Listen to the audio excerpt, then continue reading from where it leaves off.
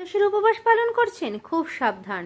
একাদশীর উপবাসের দিন পঞ্চশস্য বর্জন এবং পঞ্চশস্য দ্বারা তৈরি সমস্ত কিছু বর্জন করা বাদ দিয়েও আর কি কি বর্জন করবেন আর কি সাবধানতা অবলম্বন করবে সেটা আমি আমার এই ব্লগে তোমাদেরকে জানাবো। কেমন লাগলো জানিও। রাধে রাধে, জয় নিতাই। আমার গোপাল সোনাদের পরিবারের সকলকে সুস্বাগতম।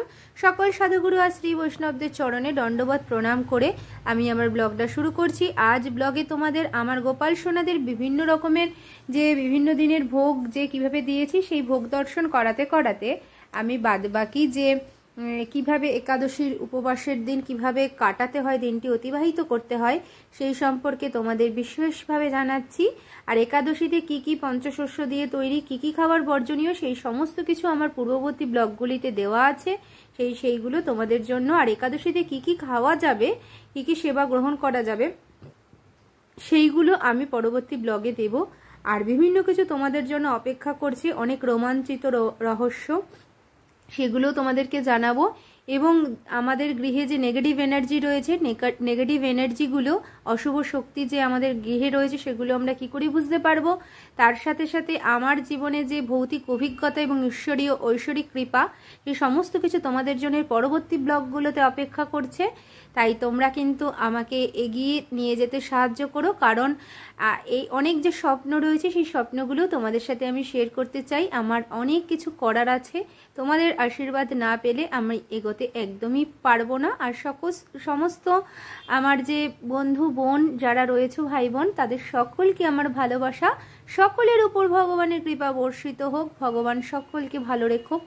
এবং তোমরাও সকলে ভগবানকে ভোগ দিও এবং প্রসাদ গ্রহণ করো আর সর্বজীবে ঈশ্বর দর্শন করো, তাহলে দেখবে হৃদয় সদাই আনন্দময়। শুধু বিগ্রহে নয়, ভগবান প্রত্যেকটি কণায়, প্রত্যেকটি প্রাণী, প্রত্যেকটি উদ্ভিদ, প্রত্যেক জায়গায় তিনি বিরাজিত। একাদশীর দিন খুব সাবধানতা অবলম্বন করবে যে একাদশীর দিন যেন আমাদের হাত পা কোনো অংশ আমাদের যেন কেটে না যায়, রক্তক্ষরণ না হয়ে যায়। ঠিক আছে, এটা খুবভাবে তোমরা সাবধানতা অবলম্বন করবে।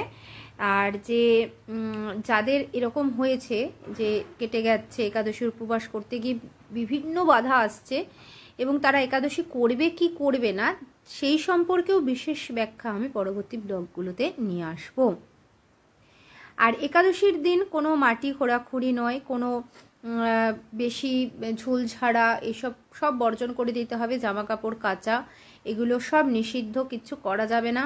একাদশীর দিনকে চুল কাটা, বিভিন্ন রকমের যে ক্ষৌর কর্মগুলি রয়েছে, পশম তোলা, এইসব কর্মগুলো থেকে বিরত থাকতে হবে। আর একাদশীর উপবাস মানে ভগবানের সন্নিকটে বা শুধু ভগবানের খাবার যে পঞ্চশস্য বা পঞ্চশস্য দিয়ে তৈরি বিভিন্ন খাওয়ার কি শুধু বর্জন নয়, অনেক কিছু বর্জন করতে হবে। পরনিন্দা, পরচর্চা এটা বিশেষভাবে বন্ধ করতে হবে। এটা যদি বন্ধ না করো তাহলে ভীষণ ভীষণ অপরাধ হবে। তুমি যতটা একাদশীর উপবাস করে যতটা ভাবছো যে আমি অপরাধ থেকে আমি নিজেকে সরিয়ে আনতে পারছি, তার থেকেও বেশি অপরাধের ভাগী হয়ে যাচ্ছ। একাদশীর দিন আমরা যদি পরনিন্দা পরচর্চা করি তাহলে অধিক অধিক আমাদের আরও পাপ ঘিরে ধরবে।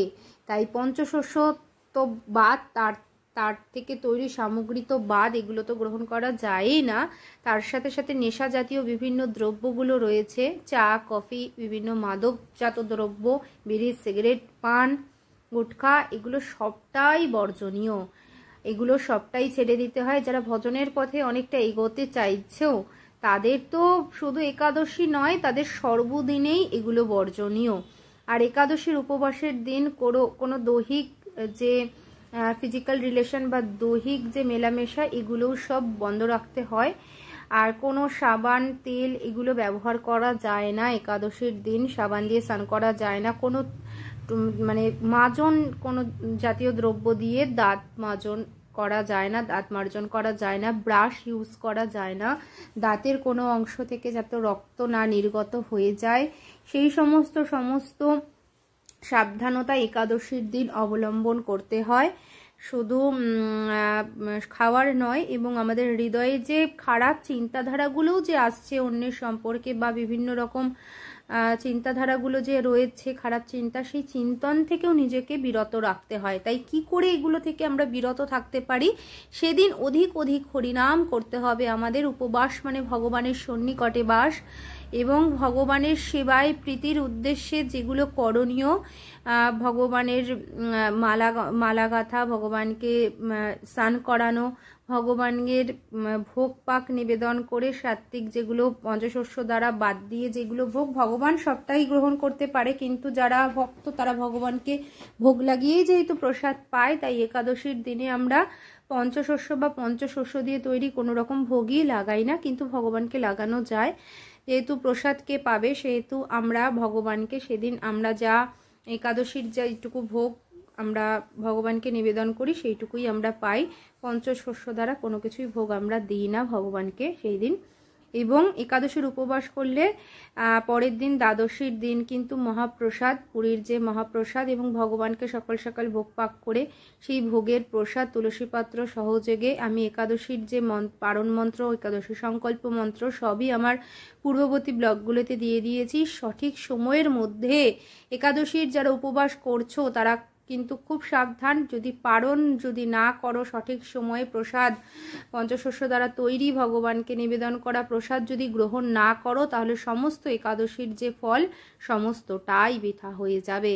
আর একাদশীর উপবাস পালন করলে পূর্ব জীবনের সমস্ত পাপ সব ক্ষয় হয়ে যায় এবং ইহজীবন পূর্বজীবনের সমস্ত পাপগুলোই বিনষ্ট হয়ে যায় এবং নিষ্কাম হয়ে কোনো চাওয়া পাওয়া বিবর্জিত করেই কিন্তু ভগবানের সেবা করতে হবে। আর যদি বাই চান্স কখনো কেটে যায় কোনো অংশ শরীরে, তাহলে কি করবে? একাদশীর উপবাস কি বন্ধ করে দেবে? বা কোনো বাধা আসছে, কোনো বিপত্তি আসছে, একাদশীর উপবাস কি বন্ধ করে দেবে? অনেক প্রশ্ন আছে, অনেক প্রশ্ন অনেকে করেছো। সেই সমস্ত প্রশ্নের উত্তর নিয়ে ভগবানের কৃপা আশীর্বাদ সাথে নিয়ে তার নির্দেশিত পথেই আমি যেন তোমাদের আলোক দিশা দেখাতে পারি। ভগবান কাউকে মাধ্যম করে সেই আলোক দিশা সকলকে দর্শন করায় এবং ভগবানের যে বিশেষ কথা যে আমি বলতে পারছি তার কৃপাতেই। এর জন্য আমি অনেক ভালোবাসা আমার বাবুদেরকে জানাই। জয় রাধে, জয় নিতাই।